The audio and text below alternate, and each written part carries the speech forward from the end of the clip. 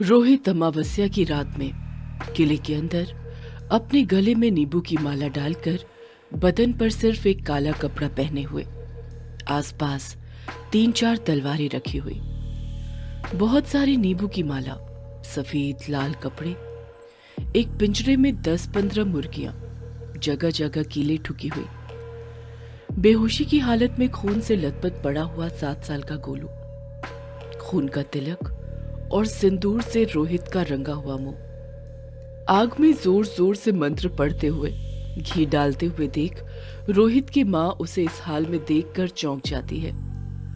मंत्र पढ़ने के बीच में वो किसी को बुला रहा होता है और कह रहा होता है कि आइए और बैठ जाइए, और कहता है कि मेरे मंत्रों को दोहराएगा। हालांकि वहां रोहित के अलावा कोई भी नहीं था। ये सब देख रोहित की माँ बुरी तरह डर गई थी और जोर जोर से रोते हुए रोहित के पास जाकर उसे वहां से चलने को कह रही थी। लेकिन जब भी रोहित की माँ उसके पास जाकर हाथ लगाती तो मानो कोई उन्हें धक्का देकर पीछे फेंक देता। उधर रोहित के घर पुलिस इतनी रात को आती है, लेकिन वहां तो ताला लगा हुआ था, क्योंकि रोहित के परिवार में वो सिर्फ 2 लोग रहते थे, वो और उसकी माँ। रोहित 9वीं क्लास में पढ़ने वाला स्कूल का एक छात्र था। एक दिन स्कूल वालों की तरफ से उसकी क्लास वालों को उसी शहर में मौजूद किले में पिकनिक पर ले जाया गया। रोहित के स्कूल वाले किले में गए और सिलेबस से जुड़ी हुई कई सारी कलाकृतियों से रूबरू कराया, और फिर सभी एक साथ बैठकर खाना खाते हैं। जिसके बाद उनके टीचर से बच्चे जिद करने लगते हैं कि अब हमारे दोस्तों के साथ किले की छत पर घूमना चाहते हैं और अच्छे अच्छे फोटो लेना चाहते हैं। हालांकि पहले तो टीचर मना कर देते हैं, लेकिन बच्चों की जिद के आगे वो कुछ नहीं कर पाते और टीचर उन्हें दोस्तों के साथ जाकर फोटो लेने के लिए हामी भर देते हैं।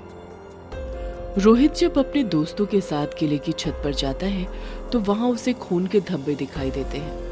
हालांकि ये देख रोहित सोचता है, लेकिन वो लोग दोस्तों संग फोटो लेकर निकल लेते हैं। फिर रोहित अपने दोस्तों के साथ ऐसे खुफिया कमरों में भी जाता है जहां स्कूल के टीचर उन्हें लेकर नहीं गए थे, जहां रोहित को अजीब अजीब सी आवाजें आती हैं। वो जिन भी कमरों में घुसते थे उन सभी से चमगादड़ बाहर निकल निकल कर भाग रहे थे। मकड़ियों के बड़े बड़े मजबूत जालों और जगह जगह खून के धब्बे से सनी हुई दीवारें और फर्श, सफेद और लाल कपड़े जिन पर फूलों की माला और पूजा की सामग्री रखी हुई थी। कई जगह पर तो मुर्गी के पंख भी नजर आ रहे थे, मानो जैसे किसी ने यहाँ मुर्गी को काटा हो। हालांकि रोहित दिमागी रूप से भी बहुत छोटा था। उसकी मानसिक स्थिति इतनी ठीक नहीं थी कि वो इन चीजों को समझ पाता, जिनसे रोहित डर भी रहा था। लेकिन इतनी अजीब चीजों को देखकर उसे मजा भी आ रहा था, क्योंकि ये सब वो पहली बार देख रहा था और हैरान हो रहा था। इसके बाद रोहित के स्कूल वालों का काफिला किले से आ जाता है। जब रोहित घर आता है तो वो रात में अपने दोस्तों के साथ खींची हुई फोटो ध्यान से देखता है। जब वो फोटो को नजदीक से जूम करके देख रहा होता है तो उसे अचानक एक फोटो में किले के किसी कमरे की खींची हुई फोटो में दीवार के ऊपर छोटी सी अलमारी में किताब रखी हुई नजर आ रही थी। वो काफी जोर लगाकर उसे समझने की कोशिश करता रहा कि क्या सच में कोई किताब वहां रखी है या ये सिर्फ मेरा वहम है। हालांकि रोहित के दिमाग में तो पहले ही खून के धब्बे, कपड़ों, आवाज, मुर्गी के पंख और पूजा के सामान वहां दिखने के बाद से ही उसके मन में कई सवाल घूम ही रहे थे। लेकिन किताब देख लेने के बाद तो वो और भी ज्यादा उन चीजों की सोच में पड़ गया, और अब उसे लगने लगा कि कहीं ना कहीं इन सारे सवालों के जवाब इस किताब में मिल सकते हैं। तभी तो किताब वहां रखी हुई है।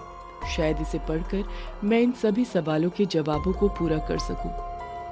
इसलिए रोहित जब अगले दिन स्कूल गया तो वहां स्कूल में नहीं गया, बल्कि स्कूल के बाहर से ही किले की तरफ लोगों से लिफ्ट लेता हुआ चला गया।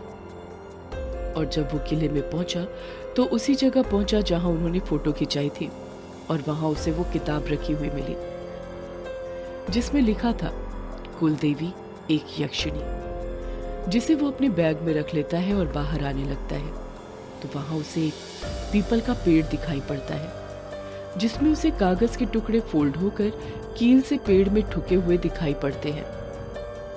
पहले तो वो उन कागज को निकालकर पढ़ने की कोशिश करता है, लेकिन रोहित को ज्यादा कुछ समझ में नहीं आता है, क्योंकि वहां तो संस्कृत भाषा में तंत्र मंत्र लिखे हुए थे।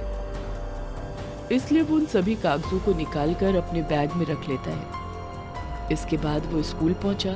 तब तक स्कूल की छुट्टी हो चुकी थी और घर आकर उसने कुलदेवी एक यक्षिणी नाम की इस किताब को खोलकर पढ़ना शुरू किया।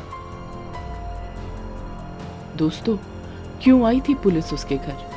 क्या हुआ जब उसकी मां को आत्माएं धक्का देने लगी? आखिर क्या लिखा था किताब के अंदर? आगे की कहानी जानने के लिए देखें दूसरा पार्ट, कुलदेवी 1 यक्षिणी पार्ट 2।